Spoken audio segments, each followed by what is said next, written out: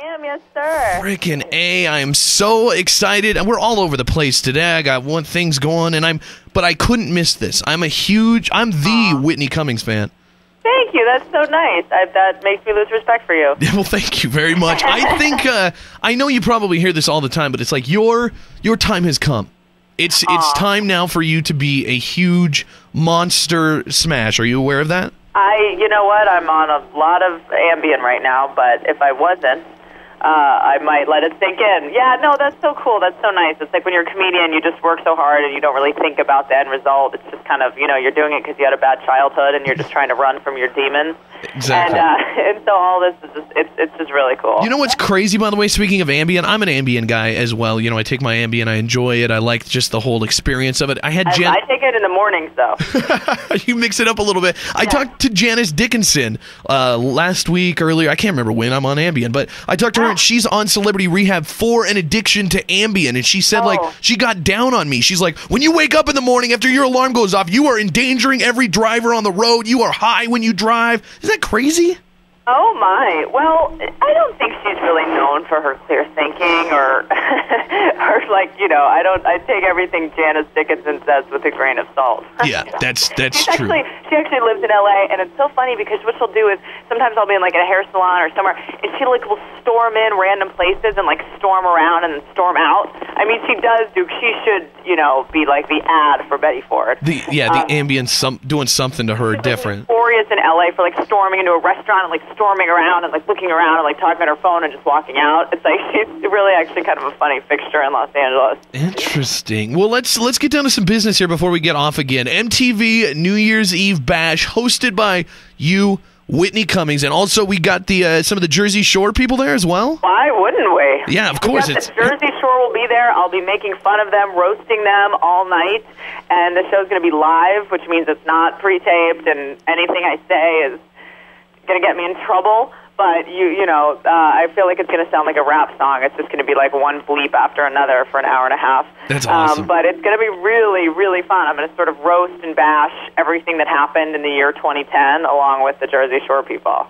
What's your background? I mean, I honestly, I used to be, not that I'm not anymore, but I mean, I was a huge Sarah Silverman fan. It's I love a good-looking female comedian that's dirty, that just doesn't, no rules apply, just really funny. And now you come around and you're kind of that same thing to me, where it's just you blow my mind with how funny you are, and you're also good looking, fun to watch. What's your background? Where'd you come from? Nice. Well, I started off with a bad childhood, which is always a very good ingredient for a comedian, I guess.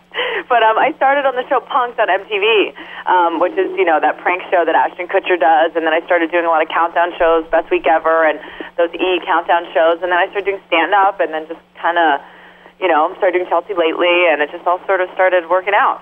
Excellent. I think this is a little. I want to take all my compliments and take them down and piss you off now for a second. But we get some comedians through Billings here, and I was interviewing one of the comedian. I can't even remember who it was, but I was talking to him, and I said, he's like, who do you like? And I brought you up. I'm like, what I like right now? It was right after I can't remember which roast it was, but it was after one of the roasts you did, and I just thought it was so brilliant. And I said, I really like Whitney Cummings, and he's like, everybody in Hollywood knows she's clearly sleeping with somebody. He's like, she hasn't done jack, and all of a sudden she's everywhere. Every comedian in Hollywood knows she's sleeping with the right person. But you can't sleep with the right, you can't, being on stage for an hour, sleeping with someone the night before doesn't make people laugh the next night for an hour.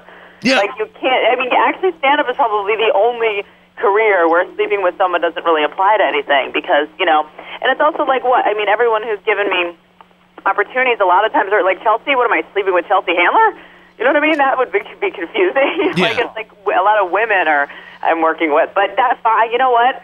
I welcome that. I haven't gotten laid in 4 months. I've been on the road. I would love for someone to, Have you heard that before, though? Was that a known thing, or was this comedian just high? I think that's just, and I don't know who it was, and I'm sure that the person that said it is really nice to my face, you know what I mean? Yeah. And would never have the balls to say that's my face. But, sleeping with people doesn't work, I think, for the most part.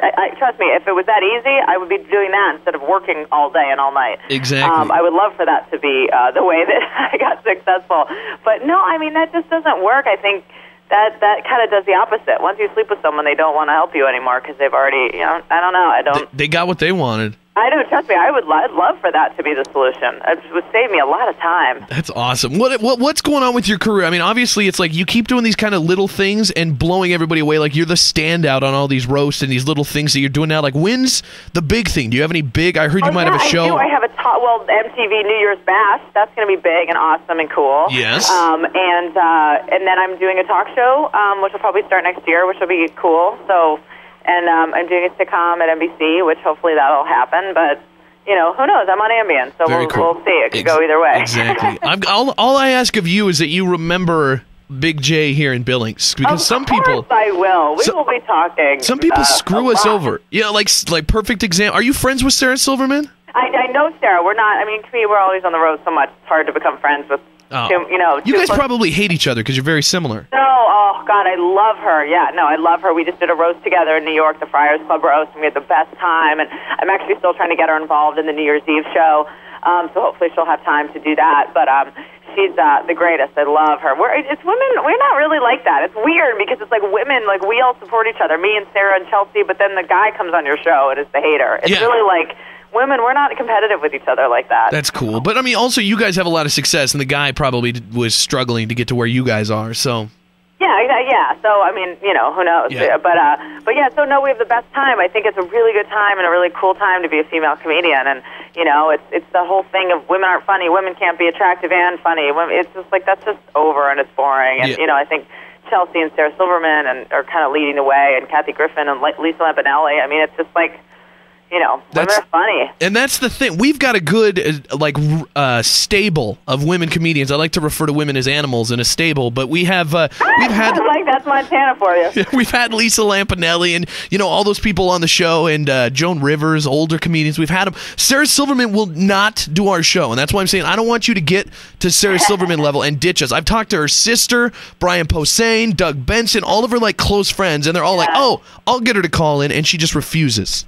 Yeah, Sarah, she marches to her own beat, and that's what I admire about her in a way. She does her own thing and makes her own choices, and, she's very strong woman. Well, that's what I'm saying. I don't want you to get strong and start marching to your own drummer. When you're huge, you still need to do interviews in Billings, Montana. I will always have low self-esteem, I promise. Thank you. That's the number one quality I look for in a woman. Yeah. Not just comedian women, but any women. Yes, I like your style. Excellent. So MTV New Year's Eve bash with Whitney Cummings and the Jersey Shore people there. Are you a fan of Jersey Shore, or is this are you having to research it? I love them. I'm going to be trashing them the entire night, but I do, not only am I secretly, addicted to the show, but I like them. They're so shameless and unapologetic, and, they're such cartoon characters. They're so entertaining, and they're actually really nice. They're all super nice, but that doesn't mean I'm not going to just trash them the whole time. Well, it's so fun. I mean, it's almost like making fun of a handicapped person, though. You have to feel a little bit bad because they don't get it. It's like all the stuff that we watch on the show and laugh at, to them, it's like, what's so funny? They just don't understand that they're cartoon They will characters. On New Year's Eve. I think it's going to come real clear to them on New Year's Eve. Well, there you go. I'm sure nobody will miss it. New Year's Eve, MTV New Year's Eve bash with your host, Whitney Cummings. I think everybody needs to know that name, and I think if they don't know it now, they will within a year. I think you're going to blow up huge. I'm a huge fan, and if I am, I have really good taste, so I think everybody else should be. So, Whitney, thanks so much for joining us this morning, and remember, talk to us in the future. I promise I'm not going anywhere. All right, we love you, Whitney. Thanks for being on the show. Rock, thank you. See you soon. The Big J Show. Weekday mornings from 6 till 10 on Billings' #1 hit music station, Hot 101.9.